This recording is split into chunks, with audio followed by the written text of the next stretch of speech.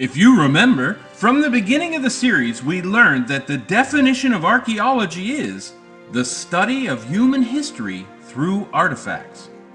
Tonight we will begin looking at one of the most remarkable artifacts that has ever been found, and it is directly related to the most pivotal moment in history, the death, burial, and resurrection of Jesus Christ.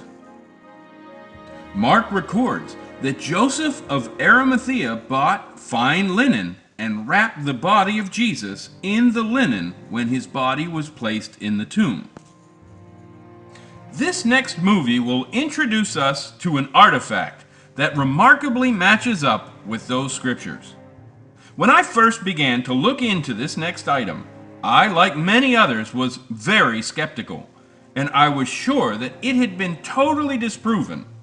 However, many scientists now agree that the singular carbon dating test that seemed to disprove the authenticity of this next mysterious item is now considered unreliable, and new evidence has surfaced that validates this artifact as authentic.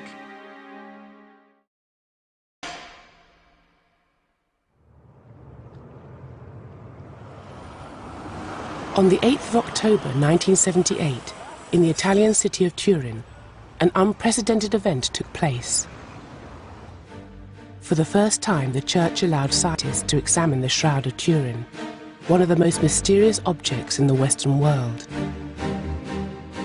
For 120 hours, the Shroud of Turin research project ran thousands of tests on this 14-foot piece of linen, believed by many to be the sacred burial shroud of Jesus Christ. We opened up Pandora's box and created a whole new group of questions. One of the leading members of the team was Ray Rogers, a highly respected chemist from the Los Alamos National Laboratory. Rogers was a man of science, not God, but he was intrigued by the shroud. It harbored great mysteries that he wanted to solve. I don't believe in miracles that defy the laws of nature. If the shroud was real, this fragile piece of cloth has survived 2,000 years. According to the Gospels, Jesus was crucified by the Romans. His body was taken down from the cross and wrapped in a shroud. Many believe that after Christ's resurrection, the shroud was saved. But the story of this cloth is as mysterious as the life of the person it portrays. For centuries, the shroud vanished.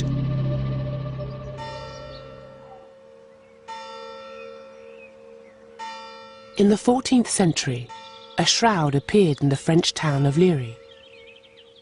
People claimed it was Christ's.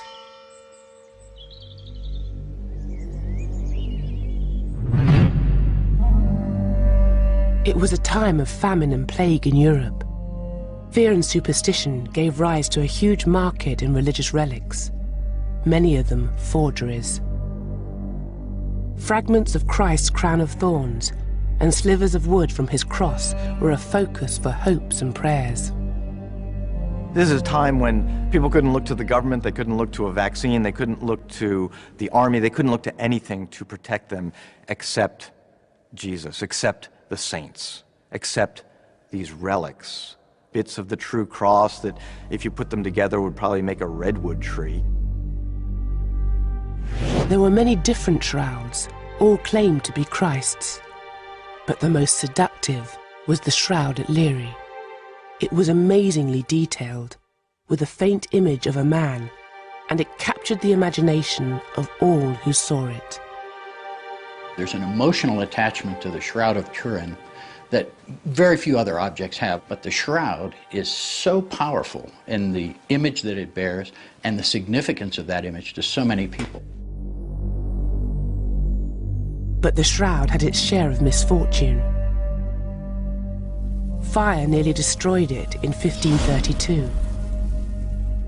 and water stained the image. Nuns repaired the shroud and attached a protective backing cloth.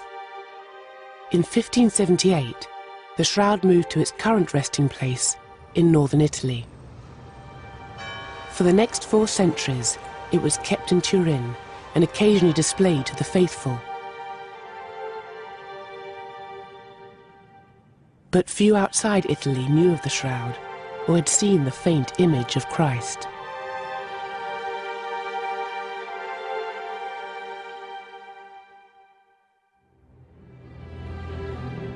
It was only in 1898 that the world finally became aware of the incredible image on the shroud.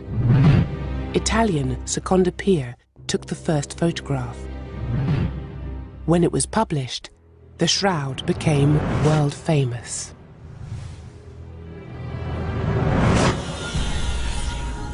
When Secondo Pia makes this photograph, he almost dropped the plate.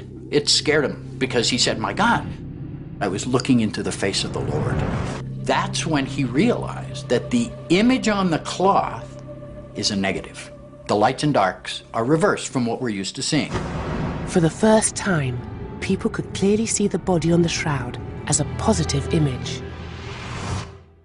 The photograph displayed details that were invisible to the naked eye. It triggered an uproar. He's immediately accused of fraud, immediately accused of cheating, lying, and manipulating this. It's a fake. And it wasn't until 1931 when Giuseppe Henriet is allowed to photograph the shroud for the second time, gets the same results, of course. The world of science suddenly looks at the shroud and says, well, wait a minute, maybe we should look at this closer. Scientists couldn't get access to the sacred relic, but the photographs were now in the public domain. And as the 20th century progressed, new technology was set to reveal even more detailed images of the face in astonishing 3D.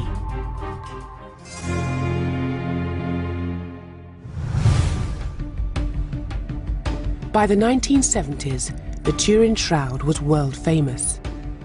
Many believed it was the burial shroud of Jesus, and yet scientists hadn't been able to examine it.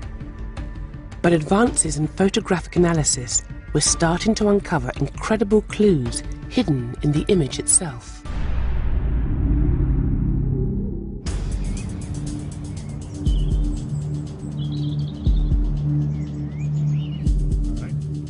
One breakthrough was made using a remarkable new imaging device. The VP8 was originally designed to analyze aerial photographs. It converts the light and dark on a traditional two-dimensional image to create a brightness map displayed on a 3D grid. Scientists wondered if it could be used to shed new light on the shroud. Engineer Peter Schumacher helped develop the VP8. Nobody in our company had ever even heard of the Shroud of Turin, let alone seen pictures or wanted to look at image analysis of the Shroud of Turin. When Schumacher placed an ordinary photograph under the machine, it displayed levels of brightness, but revealed no 3D data. If we look, cheeks really aren't that flat. His eyebrows are not really grooved into his forehead. His nose really doesn't smear all over his face. This is how every photo appeared. The machine couldn't decipher real height and depth to display a true 3D image. But when an image of the shroud was placed under the device, something remarkable happened.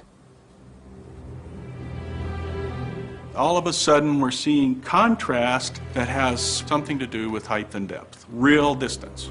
The nose has a prominence, the cheeks roll off, the hair has a shape to it and is rounded.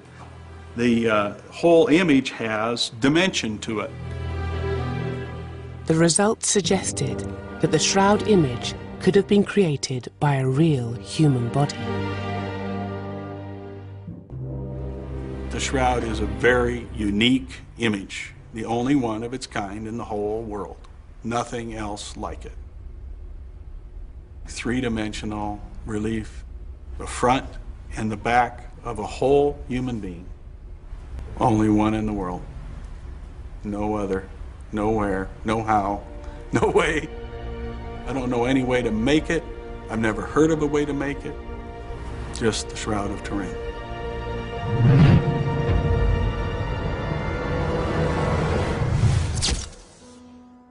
Armed with these results and keen to find out more, a group of scientists formed the Shroud of Turin Research Project. They lobbied church authorities for permission to analyze the shroud.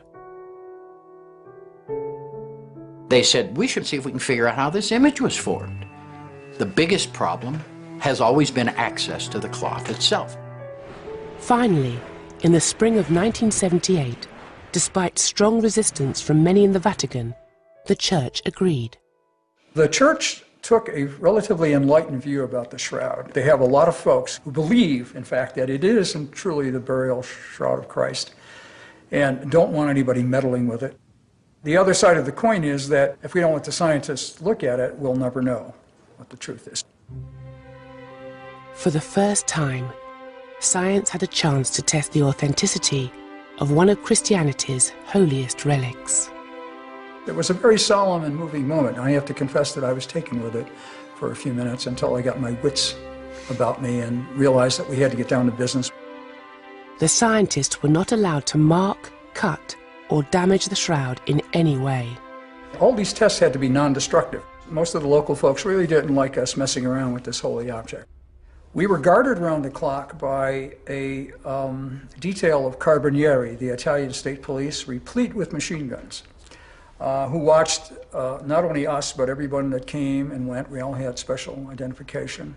Apparently there had been some threats during that time period, and they weren't taking any chances.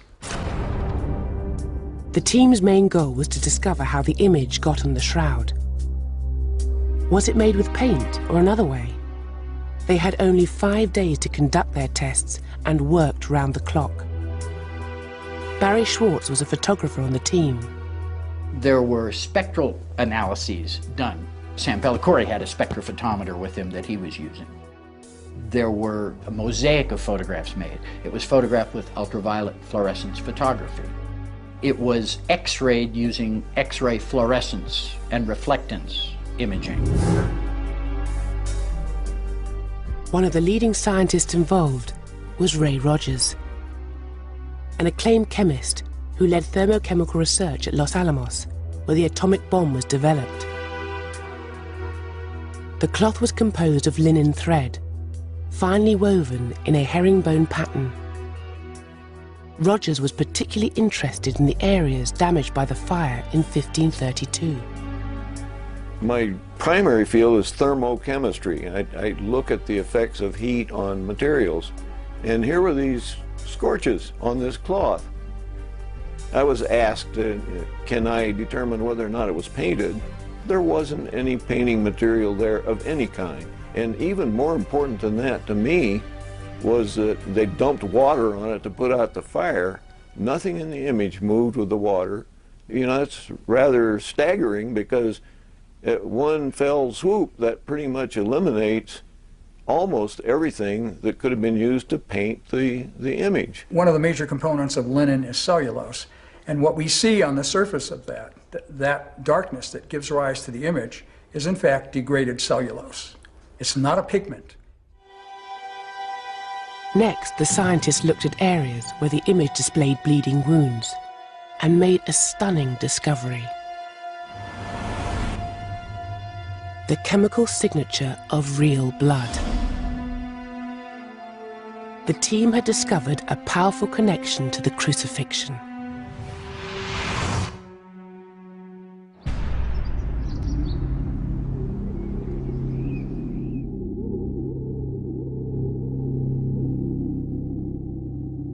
According to biblical accounts, Jesus was nailed to the cross. As he bled, red blood cell walls would have ruptured, releasing hemoglobin, the blood component which transfers oxygen around the body. When hemoglobin breaks down, it creates bilirubin, the substance that causes bruises to turn yellow. Analysis showed that the stains contained very high levels of bilirubin, consistent with the trauma of crucifixion. And UV photography revealed one more incredible clue. You can visually see these serum stains around the blood stains that were never visible until our team photographed the shroud with UV fluorescence photography approximately 2,000 years after this man ostensibly was killed. Serum is the liquid medium in which red blood cells are suspended. It remained invisible until UV light made the dried serum fluoresce. No medieval artist could have anticipated the invention of ultraviolet fluorescence photography and said, well, I'm going to hide this serum stain, and 700 years from now, they'll find it. Give me a break. Ray Rogers and the team finished their research in 1978 with more questions than answers.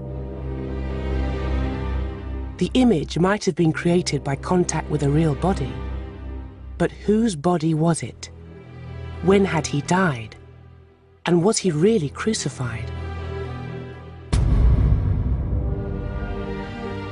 Crucifixion was a gruesome, drawn-out and painful death, reserved for criminals and the lowest rung of Roman society. You weren't nailed up there to kill you. You were nailed up to be crucified, tortured. They didn't want you to die right away. In fact, there were evidence that they were surprised that Jesus died so soon. It's difficult to get scientific data on crucifixion because the last official Roman crucifixion happened in the year 337.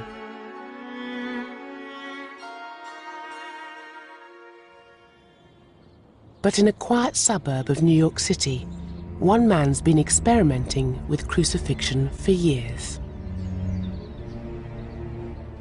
Forensic pathologist Dr. Frederick Zuckerby has investigated many gruesome crime scenes as chief medical examiner for Rockland County, New York. My area was mechanism, manner, and cause of death and type of suffering the individual had. Since 1948, Dr. Zuckerby has been investigating the shroud to answer a fundamental question. Does the evidence on the shroud match up with a person who died by crucifixion? First, the doctor built a cross to determine how crucifixion killed people. The assumption was that the victim suffocated under the weight of his own body. But the doctor's experiments suggested otherwise. The cause of death was due to shock, which causes failure of the heart as a pump. Next, he looked at how the nails were driven through the hand. The shroud shows a pool of blood near the wrists. But are human hands nailed to a cross strong enough to support a crucified body? The doctor designed special gloves to find out.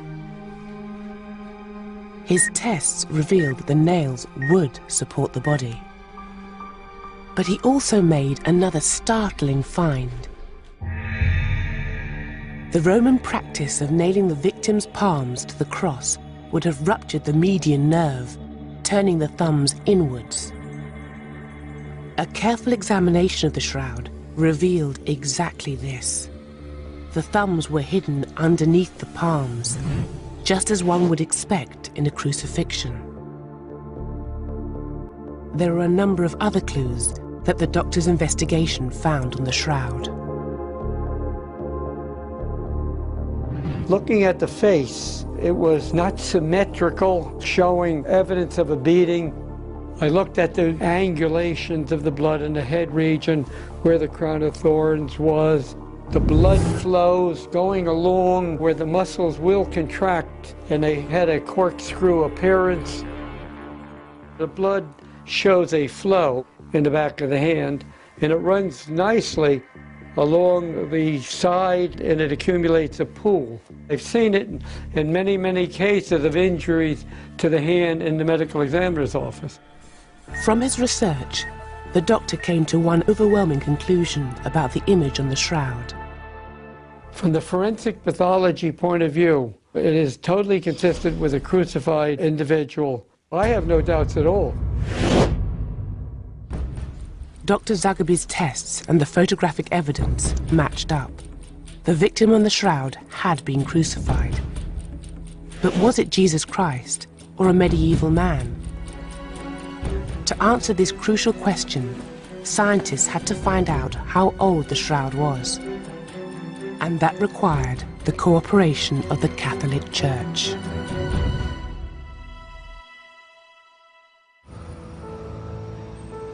In 1988, scientists lobbied for permission to take a sample of cloth for carbon dating. Unknown to them, Pope John Paul II was already consulting his own scientific advisors and had reached a decision.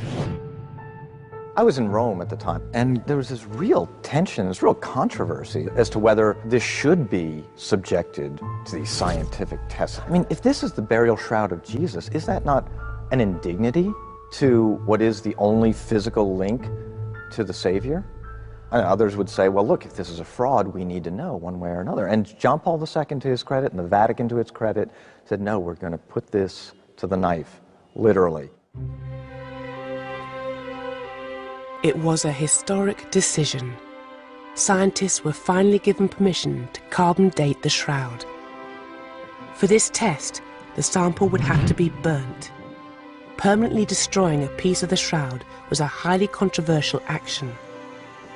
The church authorities imposed strict conditions on the scientists, only allowing a small sample to be cut from a damaged corner of the shroud. It was a convenient choice. It was in an area of a cloth that nobody was going to complain about. Nobody was going to take issue with the fact that they're pulling threads from the more pristine parts of the cloth. The section removed from the damaged corner was divided into 4. One piece was sent to Oxford University, another to the Swiss Institute of Technology in Zurich, and 2 smaller pieces were sent to the University of Arizona.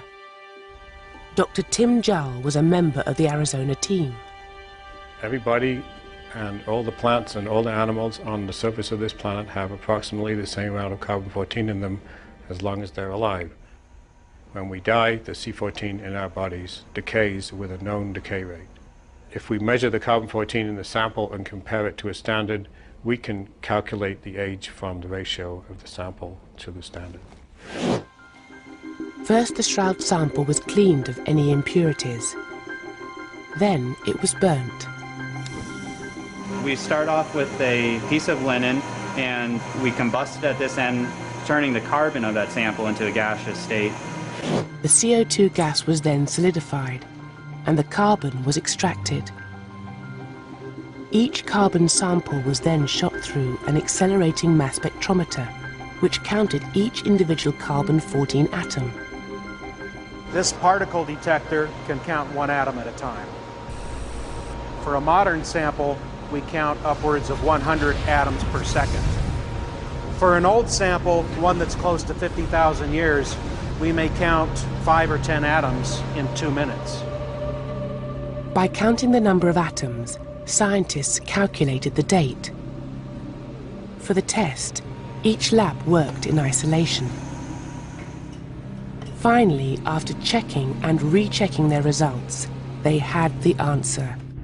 They knew how old the shroud was. We wanted to make sure we were right, so we measured it more times than we would regularly, and we knew that it wouldn't be 2,000 years old after 5 minutes. The Shroud of Turin turned out to be a medieval sample from the 14th century, and that's what the radiocarbon date shows. The shroud was dated between 1260 and 1390. The result was a stunning revelation, making headlines around the world. It was now a scientific fact. The Shroud of Turin could not be the burial cloth of Jesus of Nazareth. Despite the evidence, many of the faithful refused to accept the carbon dating results. Their belief in the shroud was unshakable. And soon they made a discovery that cast doubt on all the scientific work.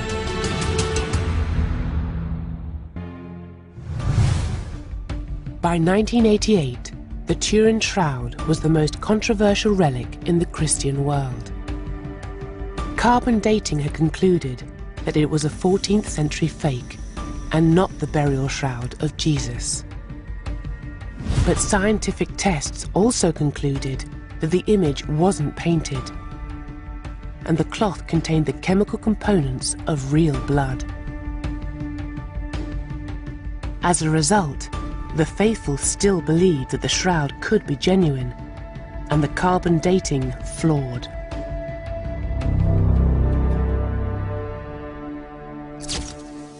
Here you have the most studied artifact in human history, and science still can't give us an answer. Ray Rogers, a member of the team that conducted the first scientific investigation, had always kept an open mind about the shroud. But as a man of science, he was furious that the shroud believers started questioning the carbon dating evidence. I'd been reading these things by people from the lunatic fringe who were explaining why the date was wrong. I was irritated and just getting mad. I don't have any faith at all in somebody who says, I think I see flowers on the shroud, or I think I see little sailing ships sailing along. There are people who are so emotionally involved in this that they're not going to accept any scientific result. Their faith is not going to be shaken by some pointy-headed scientist.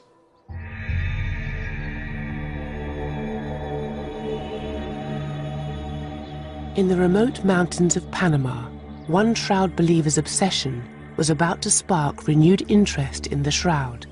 Peter Sooms is a retired doctor and a 3D imaging expert who now works as an artist.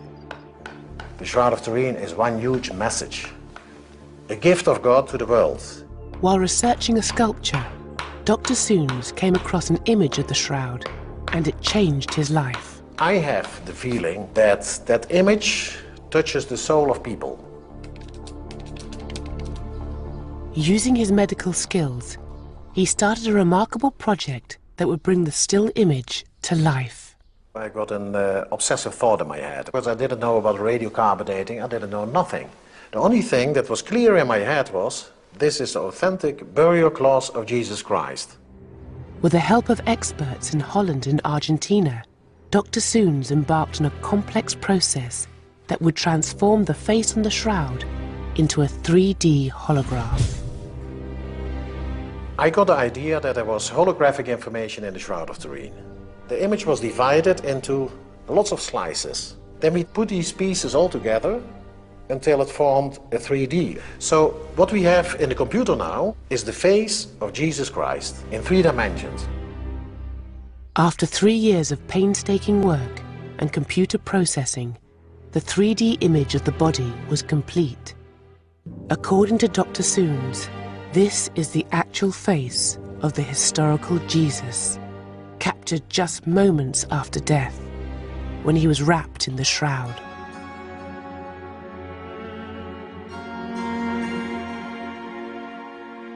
When I saw the results the first time, it really touched me emotionally very much. People start crying spontaneously when they stand in front of these images. And I've seen people change their life completely. It changed my life. Publication of the image ignited fresh interest in the shroud, but it didn't prove the linen cloth was genuine.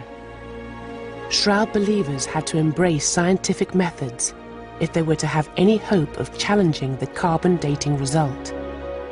And in the United States in 2000, 2 people did just that.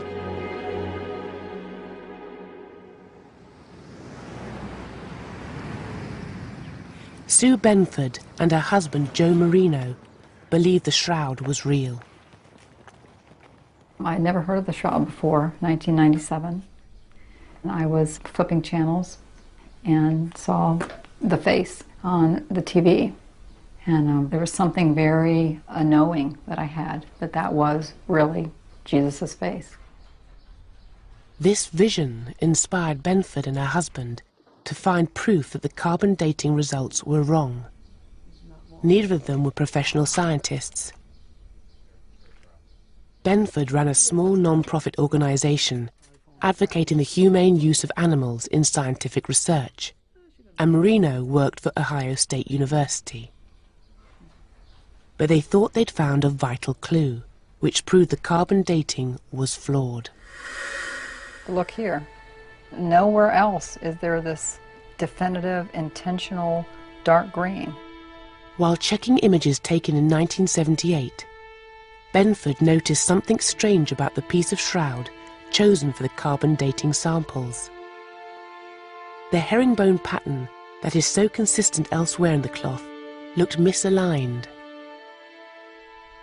Our theory is that there's a mixture of 16th century cloth and 1st century cloth, and the data that we're finding on the cloth matches that theory. Benford and Marino believe that the carbon date was wrong because the section chosen for the samples was contaminated with later material. They believe the original linen was repaired with completely different cotton thread in the 16th century. The repair was then expertly dyed so that it would be invisible to the naked eye. When you do this type of reweaving, you're not just stitching two pieces of material together, and that would give you all of one and all of the other. It's more like this.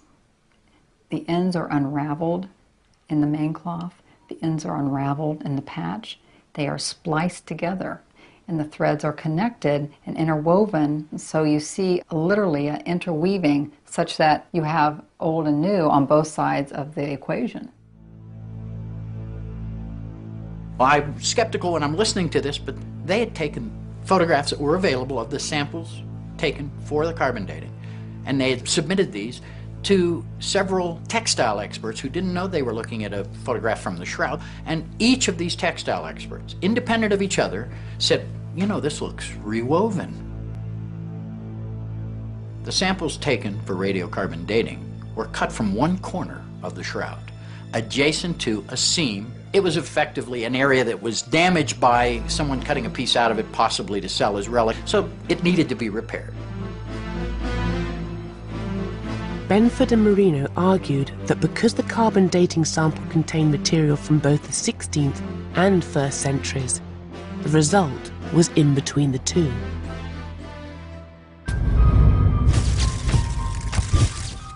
Searching for definitive proof, Benford took a closer look at the carbon dating results to see if there was anything odd about the data at the 3 different test centres. And hidden in the numbers, she found evidence that some parts of the test sample contained more 16th century cotton. If you look at their unpublished data now, Arizona had some of the oldest dates at 1238 and the youngest at 1430. And you think, were they really 200 years off in their lab? Well, perhaps it's because of material they took from both of their different sides. Now, we don't know that for sure, and they haven't confirmed that. But that's interesting. Oxford is the next oldest, and they're the closest to this side with the most main 1st century material. Zurich is in the middle, and guess what? They have the middle amount, and they have the middle dates. In 2000, Benford and Marino published a paper claiming that medieval cotton was introduced into the damaged corner of the linen shroud. Their claims were immediately dismissed by the scientific community. One scientist in particular was outraged. One of the things Ray had a problem with was the fact these weren't scientists, and he didn't take them very seriously. I think he lumped us in with the lunatic fringe at that time, and probably for many times beyond that. I had given up on the shroud, and this was about the same time that the lunatic fringe were coming up with an infinite number of ways the date could be wrong, and this was just the last straw. I got a call from Ray, and he goes, what the hell is this?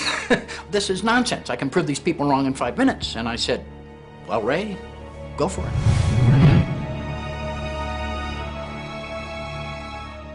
He was the gunfighter. He was one of those guys that if he didn't like what you were saying, he'd have pulled out his 6-shooter and fired off 6 before he had a chance to take a breath. He was not very tolerant, especially of people doing bad science. Rogers was in a unique position to confirm if the linen shroud contained later cotton repairs. Ray had in his possession, from 1978, the tape samples lifted from the surface of the shroud. But remember, those were not big fibers, those were fibrils taken from the surface.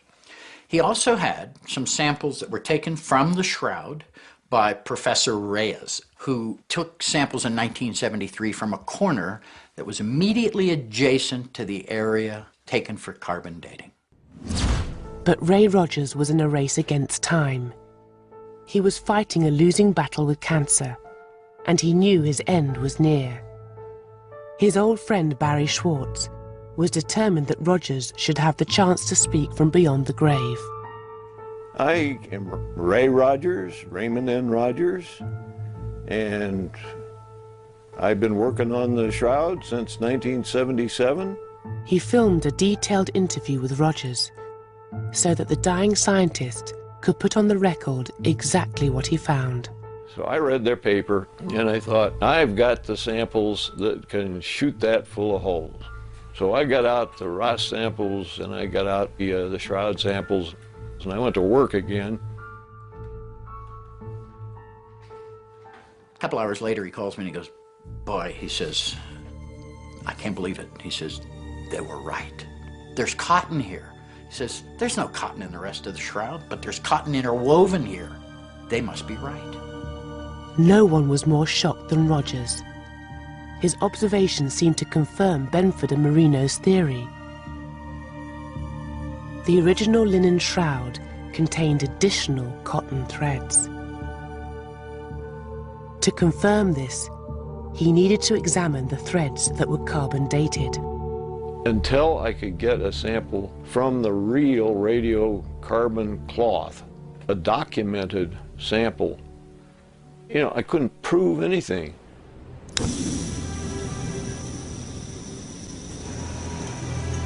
The carbon dating process destroyed the sample, but all the labs involved in the 1988 test kept parts of their sample in reserve. The authentic radiocarbon sample that I got, these segments of yarn were cut from the middle of the radiocarbon sample, so there was no question about them. And when I looked at these samples from the radiocarbon area, there's no problem at all finding cotton in them. Rogers was now convinced that Benford and Marino were right. And he found other evidence they had missed. He knew from his own tests in 1978 that the shroud was free of artificial dyes and pigments. And yet, when he looked at surviving threads from the carbon dating samples, that's exactly what he found. You've got photomicrographs that demonstrate this very clearly. The cotton fibers from the radiocarbon sample are fairly heavily coated with the gum dye mordant, and some of the linen fibers don't show any of that at all. They look just as slick as anything, and it didn't stick to them. He believed the dye was used to make the cotton repair invisible to the naked eye. If you happen to hit a place where a yarn segment from the original shroud was spliced into the new reweave part, the splice very definitely shows the new yarn that was being put in and dyed to match. The only thing in the shroud that was dyed or stained was this radiocarbon area. So my hypothesis at the moment is that this was done on purpose to fool your eye. This was further evidence that the shroud was repaired with cotton in exactly the area where the carbon dating sample was taken. And when we went back and looked at the ultraviolet photographs, here is this area that's significantly darker. It doesn't fluoresce as much, and it's just this area that, around the Ross sample and where the radiocarbon sample was cut. And if they had looked at any of the photographs that we had and studied the information we had as of 1978, They would have known that that was the worst possible place they could have taken a sample. My conclusion is that that area was manipulated. It was done by somebody with great skill and different materials than were used to make the shroud.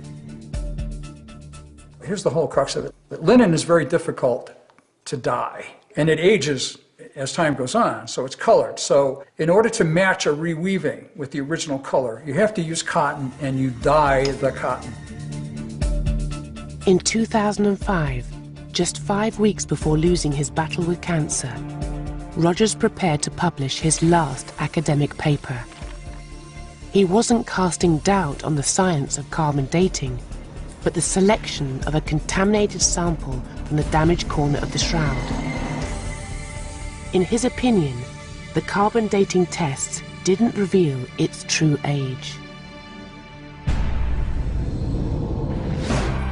But one fateful decision was about to threaten Ray Rogers' last hope of carrying out a new carbon dating test.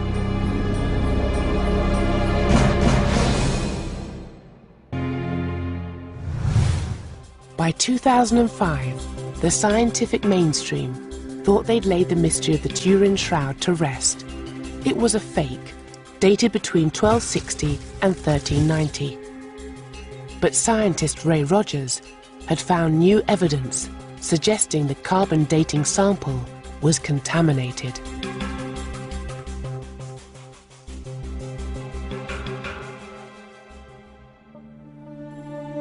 I'm coming to the conclusion that it has a very good chance of being the piece of cloth that was used to bury the historic Jesus.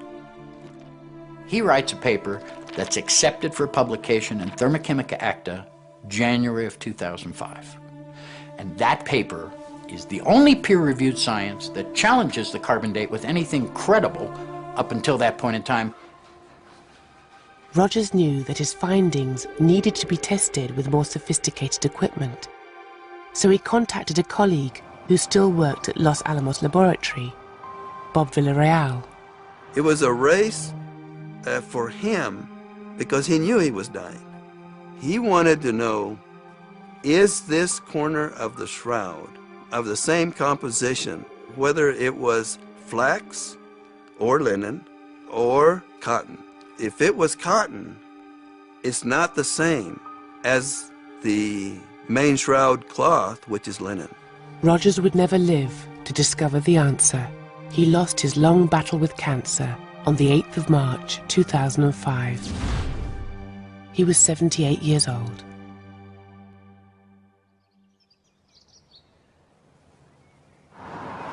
After Ray's death, Bob Villarreal was determined to honor his promise. He passed the fibers to a specialist, and something remarkable happened. I received a call from him and he said, the thread that I was going to analyze broke into 2 pieces. Is God going to be mad at me? Just as Rogers suspected, the threads appeared to be 2 pieces of cotton and linen woven together. In 2008, the findings were announced to the world. They supported the theory that the carbon dating sample was poorly chosen, as Rogers suggested in his final interview. They come in and they snip, snip, snip, snip, snip in secret and take the worst possible sample they could. The people who certified the sample are still trying to convince everybody that everybody else is wrong. They're right. Those were perfectly valid samples. Before he died, Rogers was a strong advocate for a new carbon dating test.